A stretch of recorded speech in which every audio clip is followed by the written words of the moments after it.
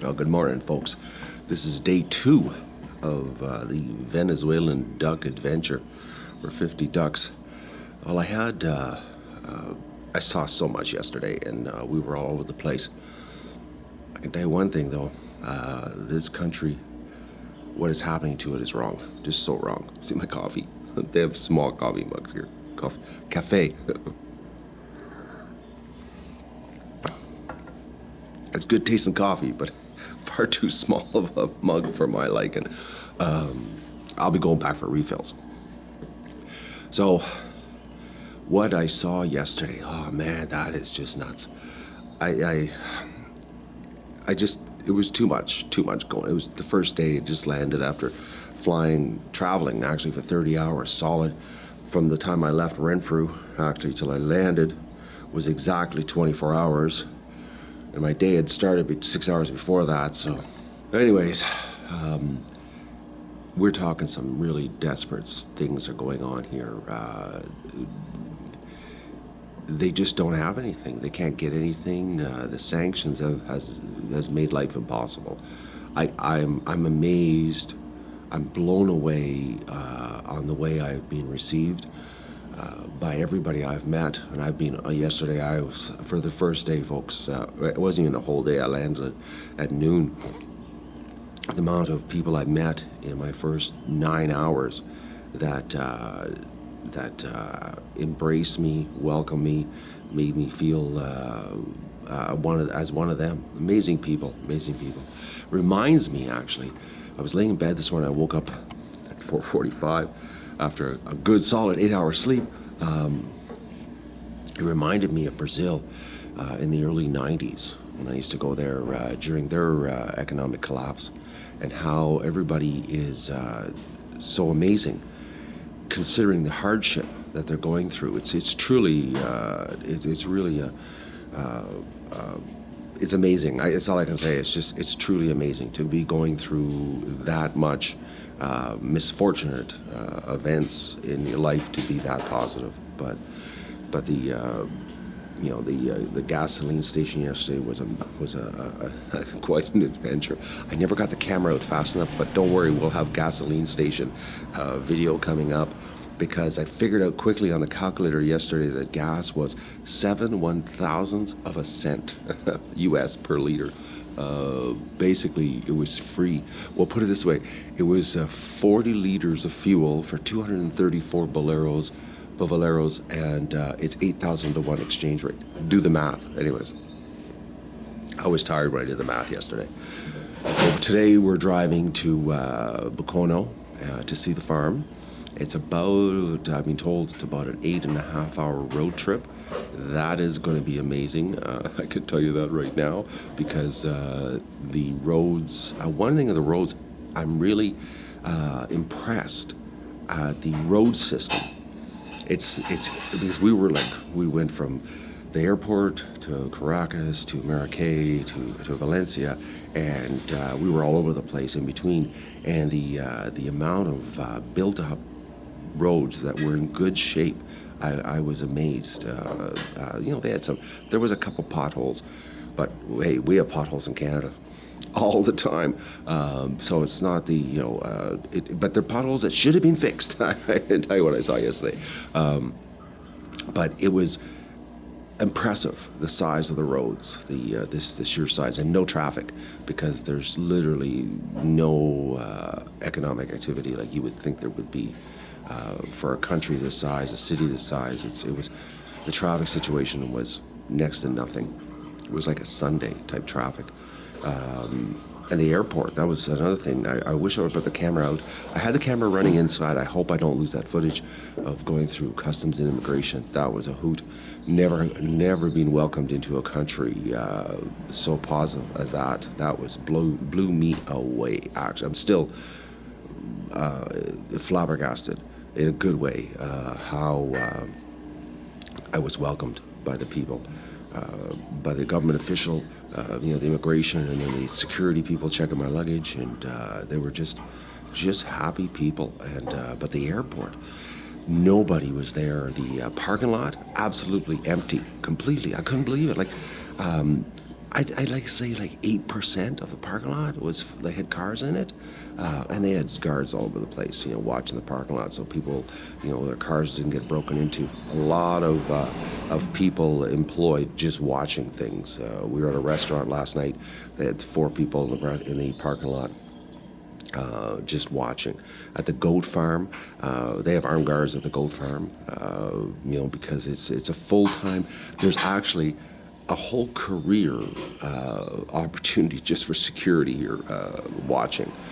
They just hire people to watch, and because there's, people are so desperate, they just think of ways of trying to get by. The economy, like the minimum wage, will give you an idea. I'm with 2 retired professors from the university and his wife. I'm at their home. This is the most eclectic home. And my cousin had he passed away, but his home was exactly like this. Intellectual, artistic type, and you wouldn't believe this house. It's unbelievable, the stuff in it. It's impressive. It's impressive. But I lost my train of thought there. Brain fart. Okay. It came back to me, folks. Sorry about that. It's early in the morning, and I've only had half a little tiny coffee. A retired professor with a PhD, the pension works out to $25 US a month because of inflation. The way inflation is, $25 a month is the pension for a retired PhD professor that did 30-year tenure. It's unbelievable. It's the English translator I have, he's an English professor, retired. He was telling me that the education budget at the university went from $28 million to $220,000 is what the budget went to because of the hyperinflation. So there's no money for anything because of the sanctions. The sanctions are murdering this country. The illegal sanctions, I have to say that. They're totally illegal. Venezuela did nothing. They attacked nobody. They caused nobody any problems. There is just no reason for this country to be, the people of this country to be put through what they're being put through. The desperation is pretty intense, folks. So yesterday I wanted to try the street, well, it was a highway vendor, and he was selling some fruit that I'd never tried before. And, and Leonard, my translator, said to me, he goes, well, we explained what the fruit was, and he said, we have some at home. But he goes, it's a 50-50 chance that the vendor on the side of the road, it could be an ambush. I was laughing. I was like, okay, so the rest of the day, everything was ambushes. It was funny. It was not. It's funny and sad at the same time, folks. Anyways, that's the kind of desperation it is here. It's and the driving is absolutely nuts. I'm amazed at the driving.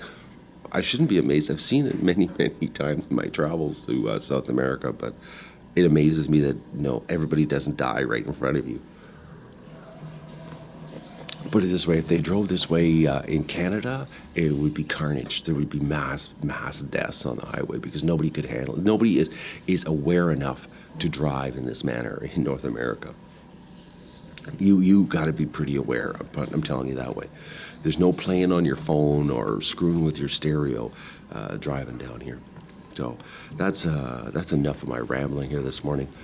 So today I'm going to do some videos on the drive. The terrain is pretty spectacular. It's pretty nice. Everything's nice and green and mountains, and it looks good. So I'll give you an update as the day goes on. Okay, I'm back. I thought of something else I have to share with you because I couldn't believe it. We're in a middle-class area, and the malls are absolutely massive. Like, I am talking North American size, first class, massive malls. They were built when the economy was going hard and good.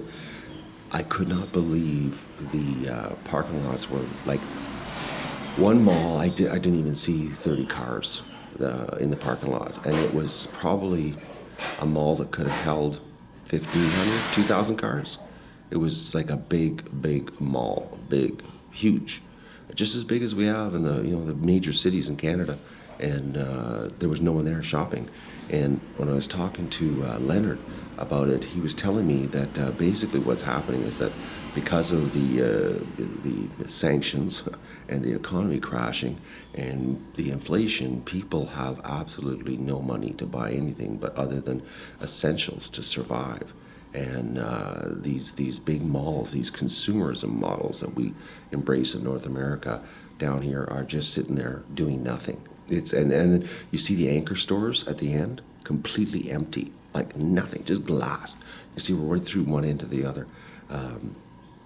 But they're like big. I didn't get the camera, I'm sorry about that, folks, but a lot was going on yesterday. It was the first 8 hours. I was information overload, if you know what I mean. Anyways, I wanted to share that about the malls because it stuck in my head last night. I was like, I couldn't believe it because we went by like 4 different malls and it was the same situation with all of them. Absolutely just barren. It almost looked like they were closed and they weren't. It's my second little cup. Okay, I'm gone. It's about 7 o'clock here, but I just want to give you an idea of what a middle-class neighborhood looks like in Venezuela. Hola. He lives right beside a TV station. There's the TV station. Can TV. You can see that. There you go. Oh, but it's some pretty amazing countryside, folks. I'm gonna give you a quick view here.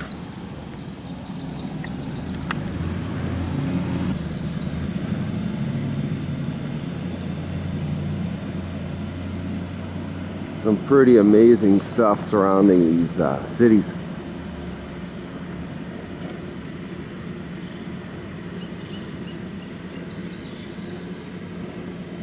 But it's a nice neighborhood. It's rather quiet there this early in the morning on a Sunday.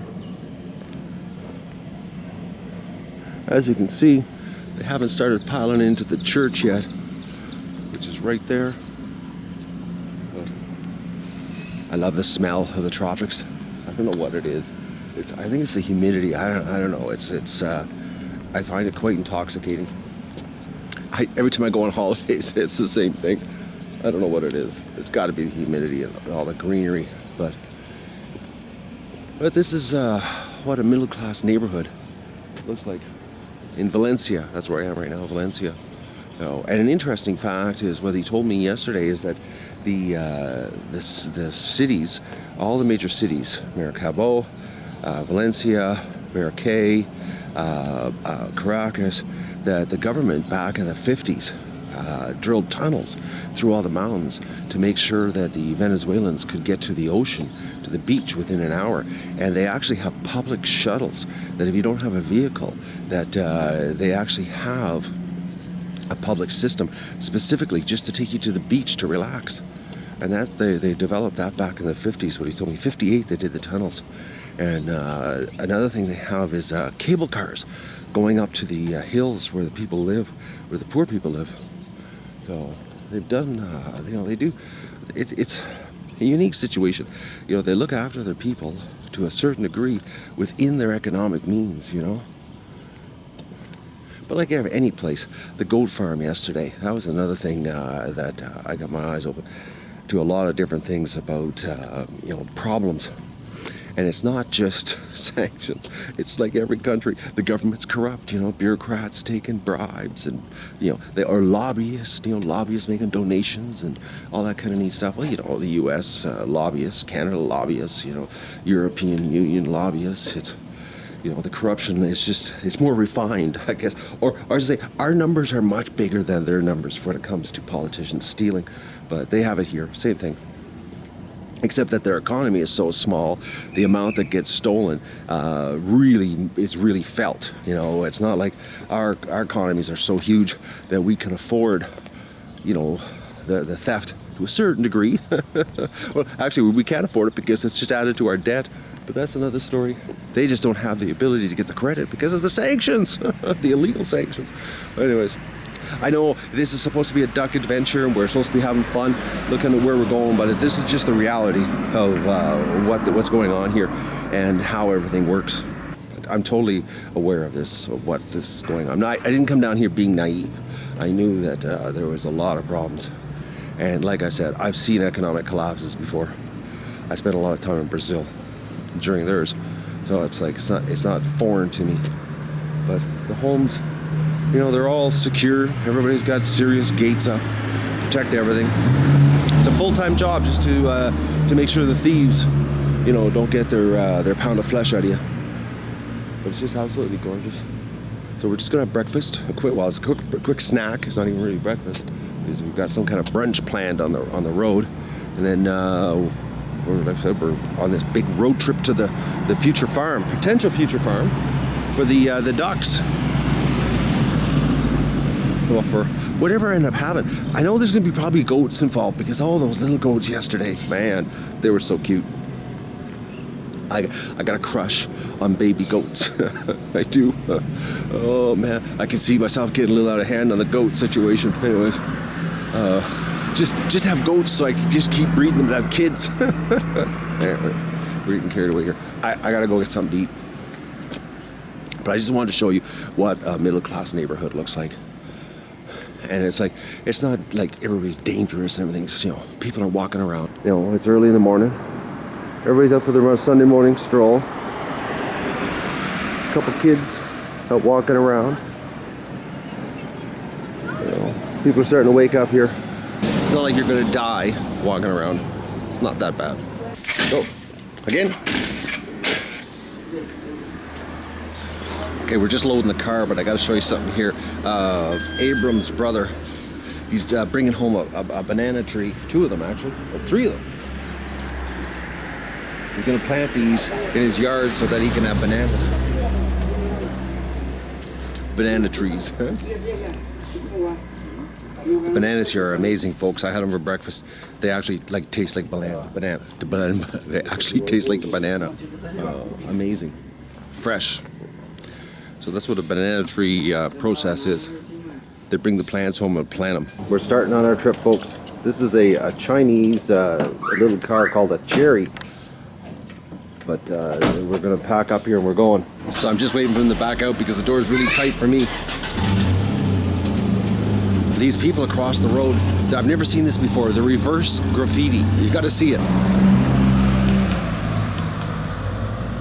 There's no graffiti on the wall, but yet they're painting over the white and the graffiti magically appears. Never seen that before. But I think it's more of a mural, not graffiti. I'm thinking when we return, the whole wall is going to be a mural. Something just tells me. All right. I think they're waiting for me. Are we coming out? Oh. Oh, okay, no problem.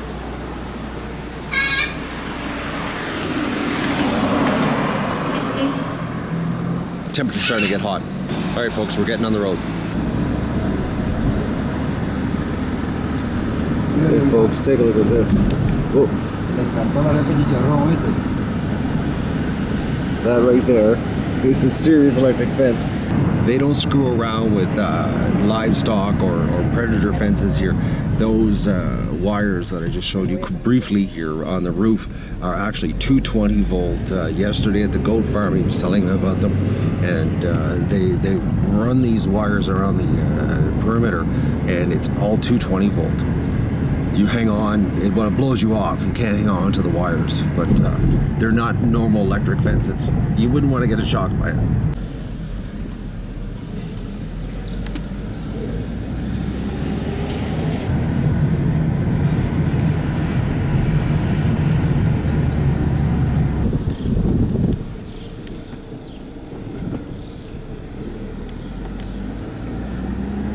Vamos a tal hora si Dios quiere. Me dijo, no metas a Dios en eso.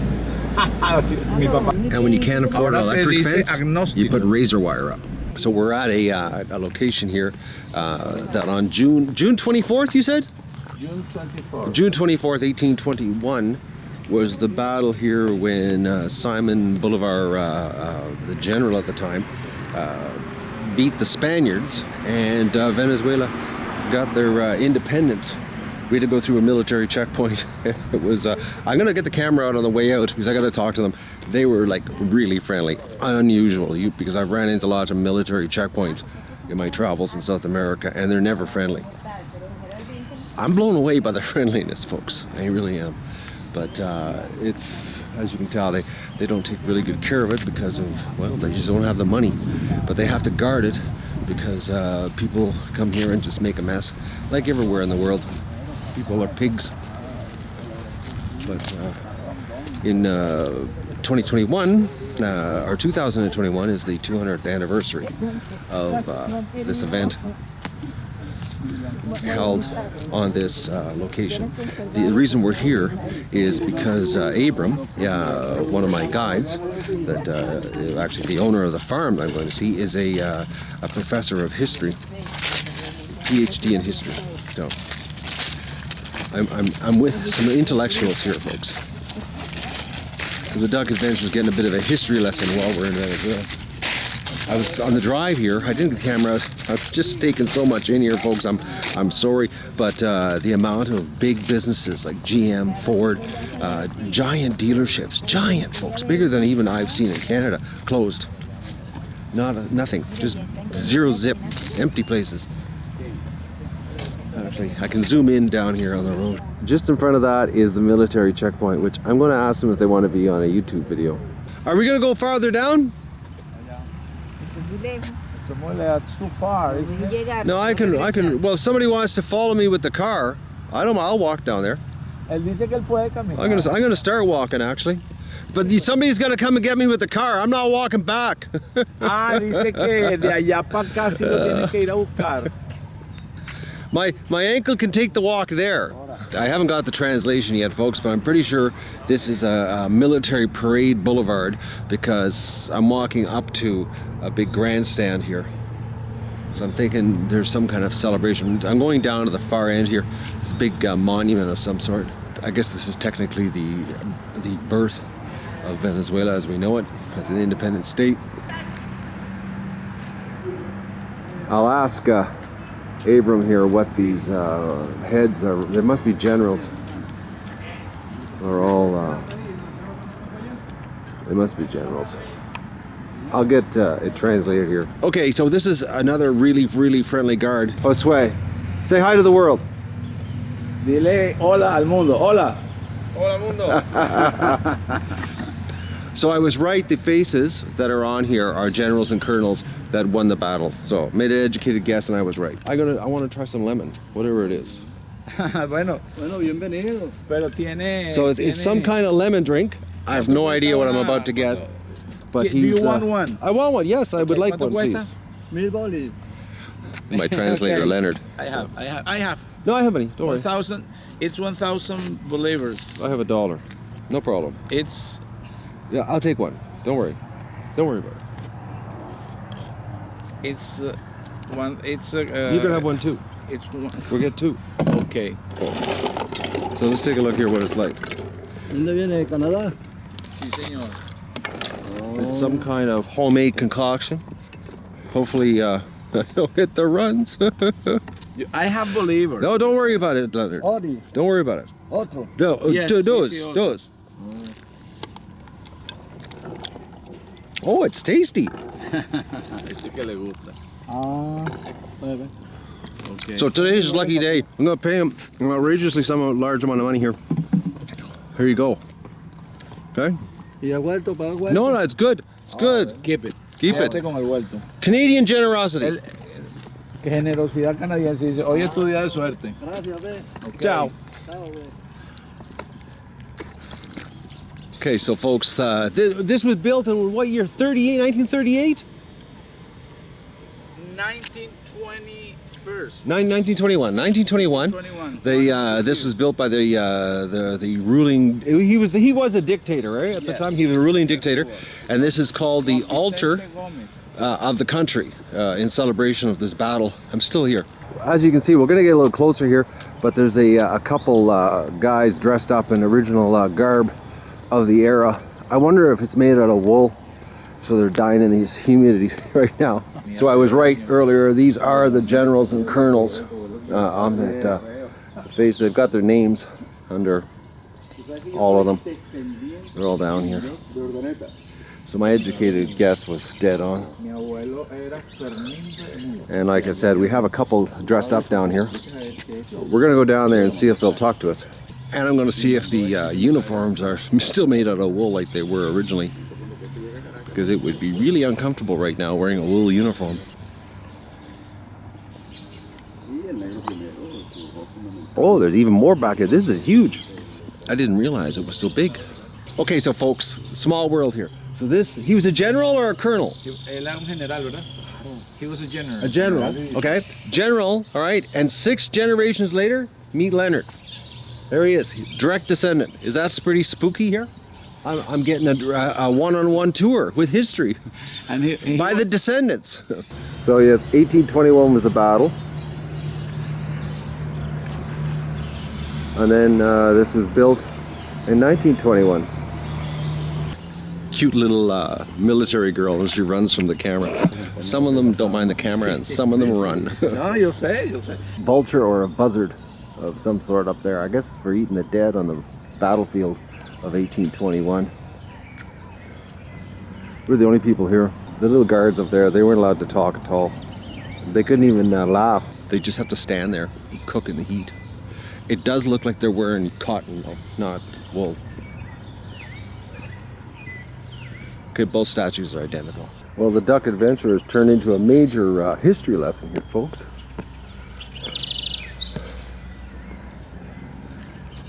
The military take care of this display, so it's kept in really good condition. Well, they have these military personnel here watching over it, make sure nothing happens.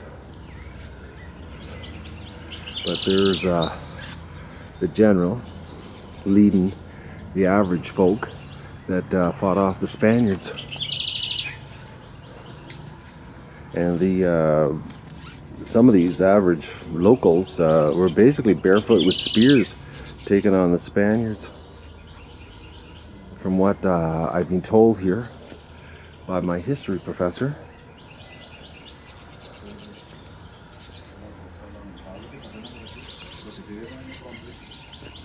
Let's take a look at the plaque. Somebody can translate it in the comment section of the video. You cannot be there. So we're not allowed to be on this either? Huh? We're not allowed to be on this part? I don't know. Since we're leaving. We got told we're not supposed to be up there now. Okay. Actually, we were told by the cute little military girl that won't be on a video.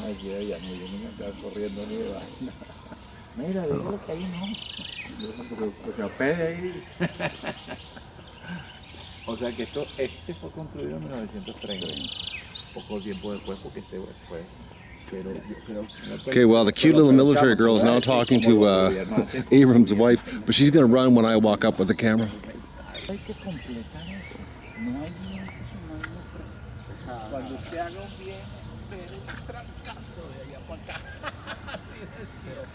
She has no idea. I have super zoom. So according to my history professor, the battle here, the Venezuelan forces, Simon Bolivar's forces, had 5,800 against the Spaniards of 8,000, and they lost 2,000, and the Spaniards lost 3,000, and the Venezuelans won on this. But the part about the Venezuelan 5,800 is that a lot of them just had spears, fighting musketed, armed Spaniards. So pretty amazing.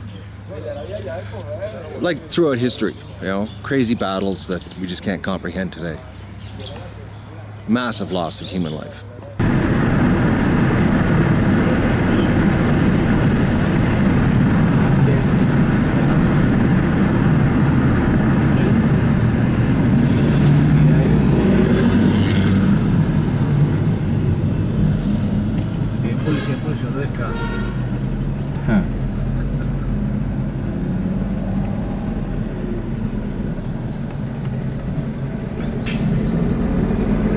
So we're at a toll booth. So we're at a toll booth here, and it's 500 boleros. So we figured out yesterday it's about 6 cents is what the toll is at this toll booth.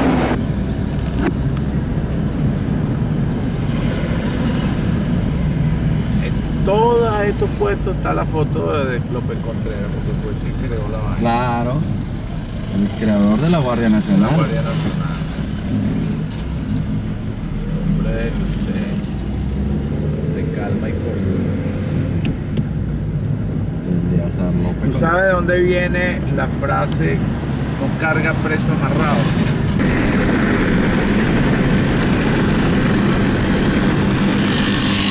Now we're in a valley. The temperature's dropping. We're getting higher elevation here.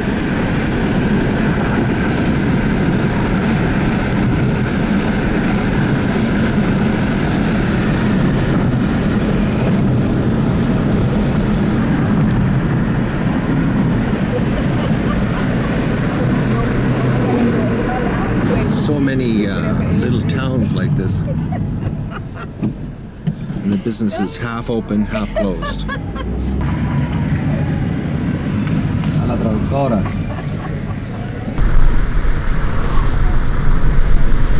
Well, we're officially in the countryside.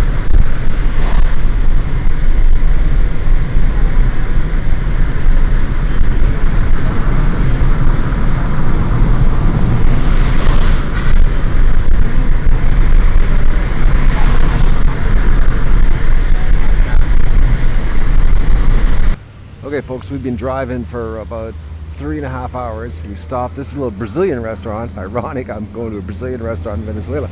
But look at this. They got the restaurant. Has got the 220-volt electric fence to keep everybody out that's not supposed to be here. So, and now we're going to go in. And Leonard, I bet you Leonard doesn't know I'm recording him right now. I know you're recording. You were checking on the electrical. All right. Well, this is quite the restaurant.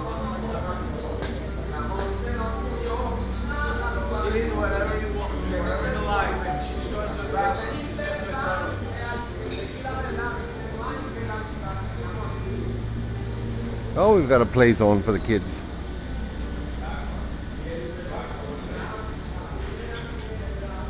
But business ain't that good. Not a lot of people here. Like I said, folks, the countries are hurting. I'll be right back. I want to go look at the cooking. Hola. English? Speak English? Nada. Ah. Oh, boys, look at this for a serious barbecue. My God. Now I know why Abram wanted to come here. That's serious. Whew. My God. Look at the size of those ribs, folks. All right. Hola. Buenas. El amigo los va a atender, que ya está listo, ¿viste, hermano? ¿Sí va? Hola. ¿Quiere una cervecita, unos papelón, un juguito? Oh, yeah. Yes, a beer. Cervecita, Cerveza. ¿cómo no? Negra. Tres negras y una light. Polar heavy. Polar dark. Ya, Negro. ya. Sí, sí. Yeah, polar negro. None of that light. Toma el asiento, bienvenido. Yeah, one moment. I look. Okay. I just want to look. Oh, man, I'm telling you, everybody is all over me here. Hola. Hola. No, no español. English? Ah, sorry. Oh, I'm telling you, I'm not allowed to look around. They're just all over me, folks. I never got so much attention in my life. It's like, you know what it's like? It's like I'm a little 5-year-old and they're running around looking at me. So look at this. See this big restaurant and these tables aren't set up? It's because there's no business. That's sad. Leonard's following me around like my dad. I'm like a 5-year-old, your little infant son, eh? Oh, Leonard, I can't. Listen, you're not Dennis the Menace. No, but I can fend for myself to a certain degree, okay? Oh my God! Everybody's worried about me. It's unbelievable, folks. It's unbelievable. Like I said, I can't believe how well I'm being treated by everybody I meet. Unbelievable. But look at this nice. Look at these nice wood chairs too, huh? Unfortunately, business sucks because of what's happening to this country. All right, I'm gonna have barbecue. Okay, so we got fried plantain, and we got this thing. It's a corn, young corn with cheese. I forget the name of it. It's really tasty, and we got the barbecue on its way. Oh, she's tasty, folks. Oh, definitely something you can't get at home. Look at this. Oh man, serious ribs. I can't believe the size of the ribs in this place. This is their specialty. Venezuelan beef.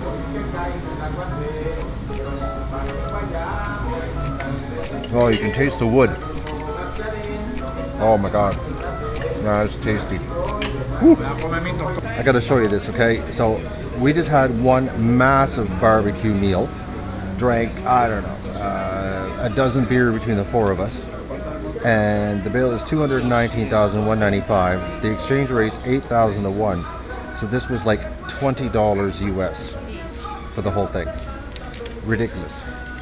For 4 people with drinks. We're in corn country here. I mean, like some mega cornfields. And I'm curious on what they charge for bags of corn.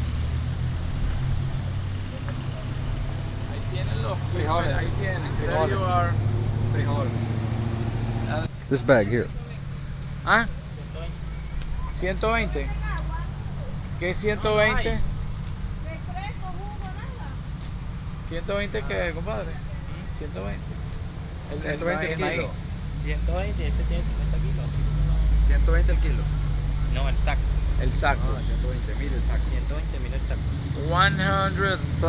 120,000 the bag. And what is the bag? How much does it weigh? How many kilos? ¿Cuántos kilos tiene? 50. 50 kilos. No way, that's not 50.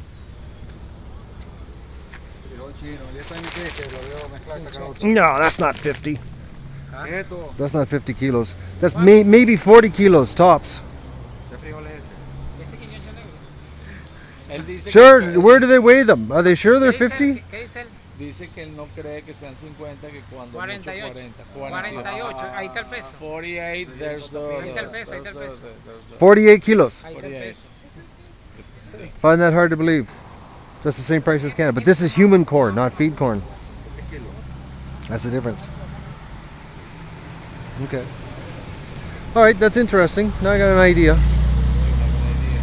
Ducks eat this, huh? Excuse me? Ducks. Duck food. No, ducks. Plato? Okay. Plato. It's for your ducks. Okay. I thought you For were your type, ducks. For my ducks. I thought you were talking to the type of corn. You say, well, there is a No, corn. there's 2 kinds of corn. There's feed corn, which is for animals, and there's human corn. Okay. Okay, 2 types. Human corn is sweet. Feed corn is not. Feed corn is tough if you go to eat it. So, okay. I have a good idea. That's all I want. Gracias. Okay, folks, look at this. A monument to a mango. Look at that, eh? I guess we're in mango country. Which, by the way, I love mango. And I had mango fresh this morning for breakfast. Juice. It was awesome. Lots of mango stands. Everybody's selling mangoes. We got mango stands basically every 1,000 feet. Everybody's trying to make some money. So now we're driving, looking for a gas station because, well, we need gas, and most of the gas stations don't have any gas now because we're getting very close to Boconó, and the more interior you go, the less gas there is. Because of the sanctions, there's no gas. So we're driving the countryside, the remote area.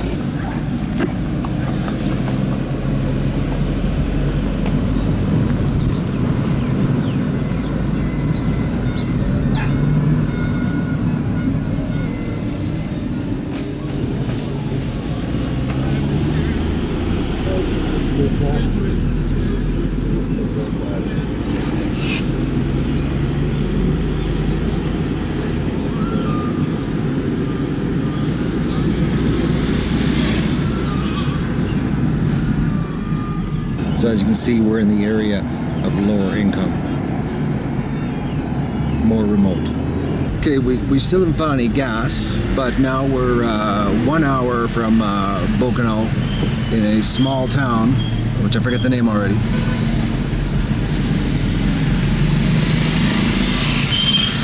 But we got about another hour of unbelievable back roads driving, folks. It's they love speed bumps here. I need a kidney belt. I have to go to the bathroom. A lot of shaking, slowing down, banging. We're probably making about, I'd say about 30 kilometers an hour. So we've got at least another hour and a half to go yet. But it has been some pretty nice scenery of some remote areas.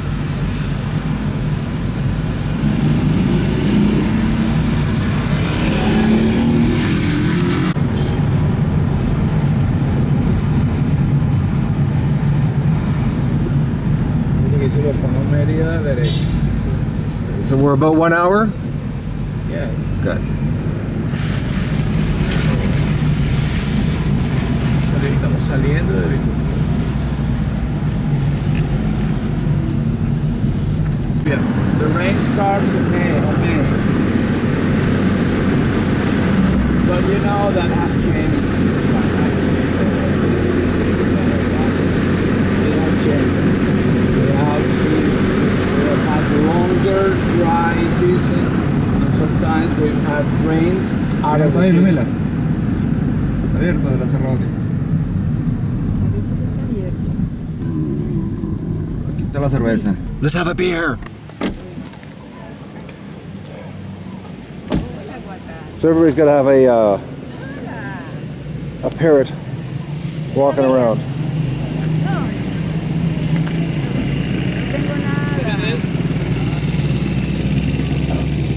The question, is he friendly?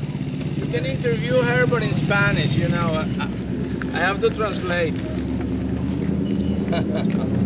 Some of them speak Spanish. Toma, guaca. Toma. Toma. ¿Ve? Oh, we're gonna get treats.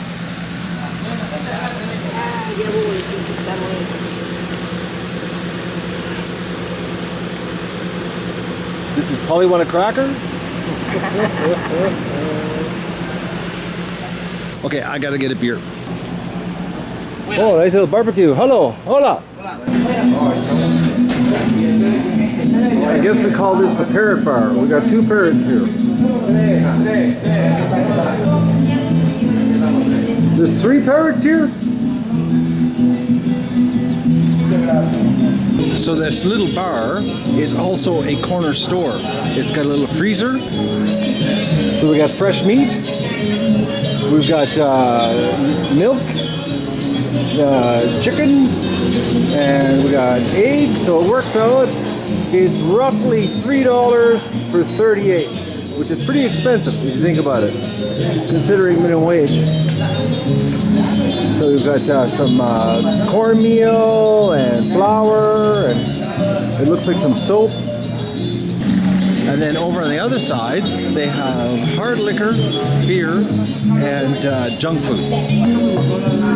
So we got your hard liquors, we got your junk food, we got a helper.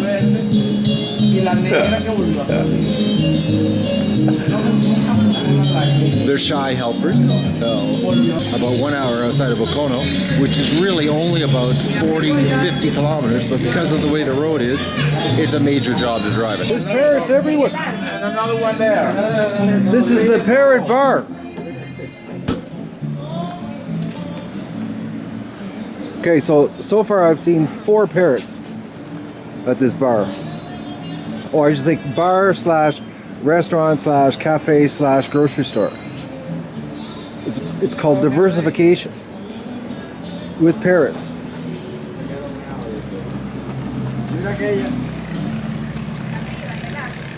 Oh, there's another one. There's parrots everywhere, folks. That one's eating the bark off the tree. this is the exact thing I love about these remote locations in South America is you get this uniqueness. Ooh, look at this. It's too bad I already had a barbecue earlier. That smells good. Ooh.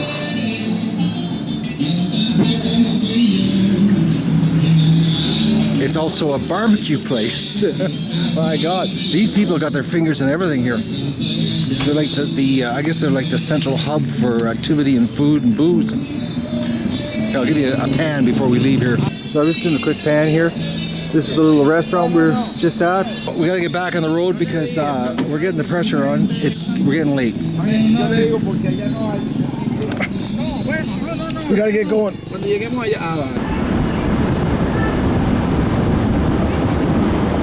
That's a pretty good hill.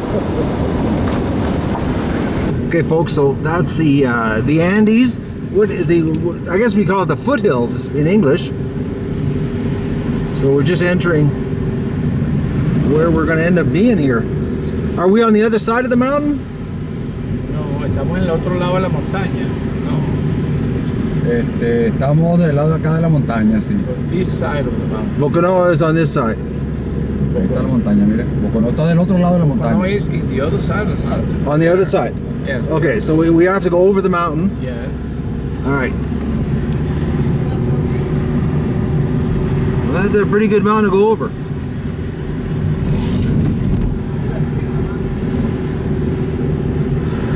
We're gonna get a better shot here.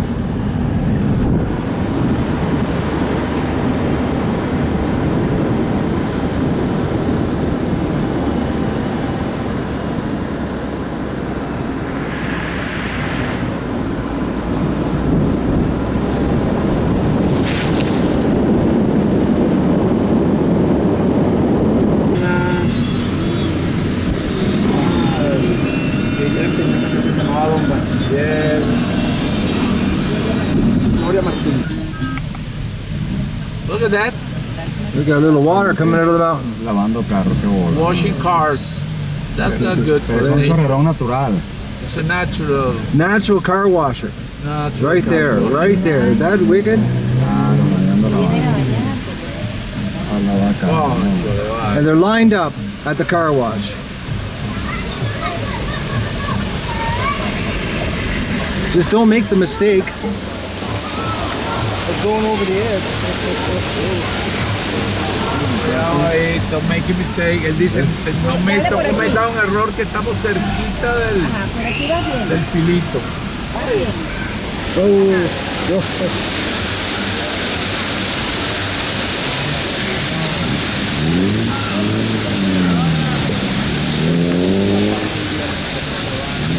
That's what you call a car wash. Andy Mountain style. So how long does the road go like this to Boconó? ¿Cuánto queda de aquí a Boconó? 30 minutos. 30 minutes. 30 minutes to an hour. 30 minutes to an hour like this.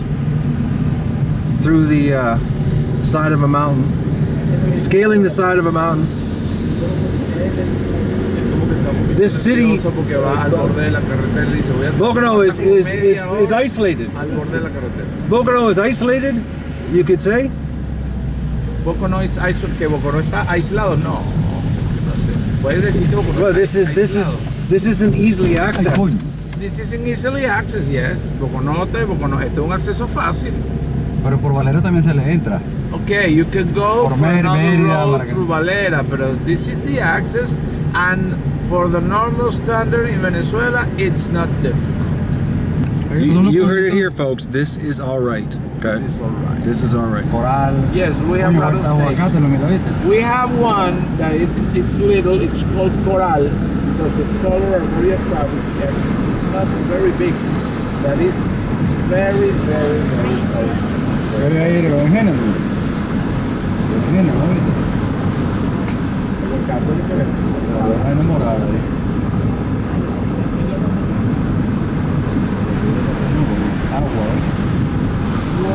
You know, everybody's staring at us. I think it's because of the red car. We got more water. Humidity is not good for the asphalt.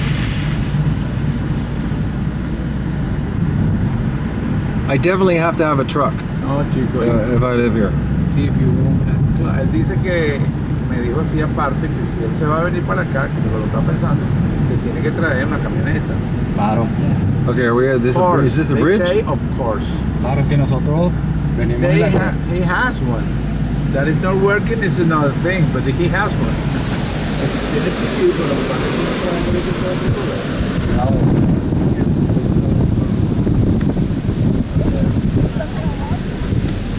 They are not isolated, they are standard girls.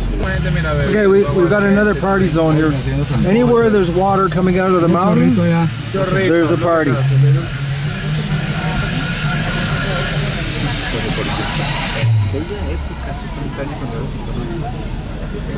So anywhere water comes out of the side of the mountain, they have parties. And now we're heading up the mountain to go over it.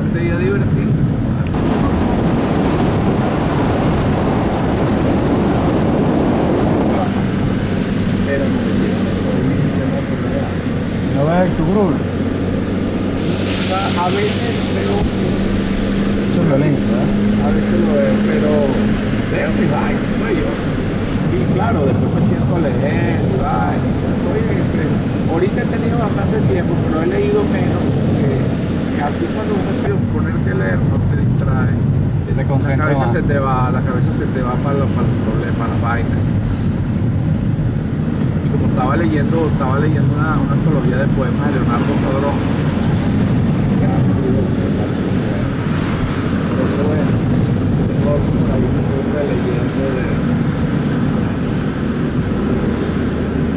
Pero entonces, bueno, buscaré otro año.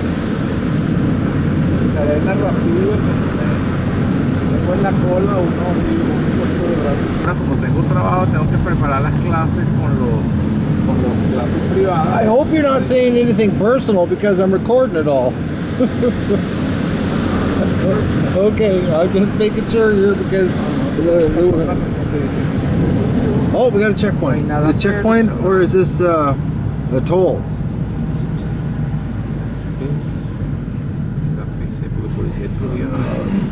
Este peaje no lo conoces tú.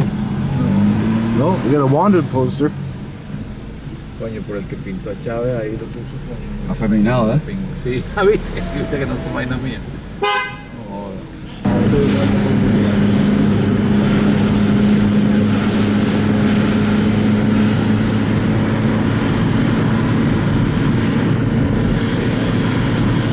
Some serious mountain climbing with the car.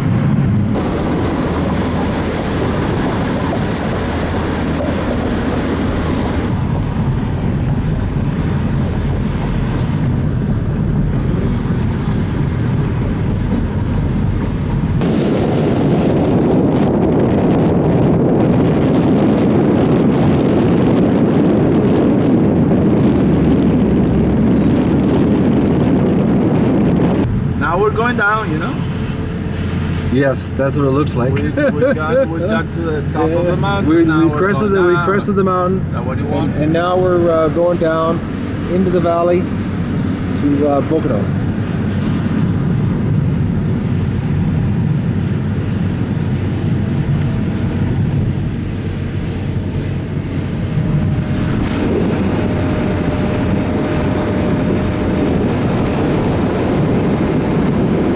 As they say, we're on the downhill now. Café. Can you slow down so I can get a shot here? Que baje un poquito porque pueda hablar ahí. Okay, so this is coffee seeds. Coffee seeds. Okay, moving too quick there. We gotta slow down more. Que tiene que bajar The cameraman is not that fast. Aquí, aprovecha ahí, mira. Okay, here we come. Okay, all right.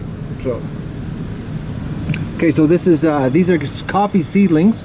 Now we're in coffee land.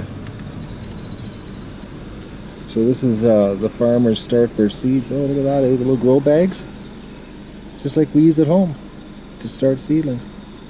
I guess they truck these up into the mountains and plant them, eh? ¿Sí, café? All right, cafe. Okay, we're in Boconó, and this is some serious steep driveway stuff, folks. Serious steep.